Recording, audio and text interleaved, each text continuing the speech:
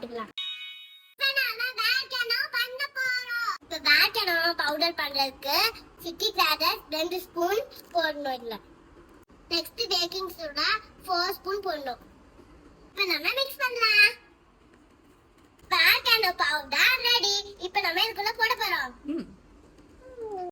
25 ml of தண்ணி எடுத்துட்டு அதுக்குள்ள டபுள் சர்வேஷனா இதுக்குள்ள 3 டிராப் ஊத்தணும். 1 2 3 சொல்லிட்டேனா வால்கனோக்குள்ள ஊத்த போறோம். வால்கனோ எப்படி வெடிக்குதுன்னு பார்க்கலாம்.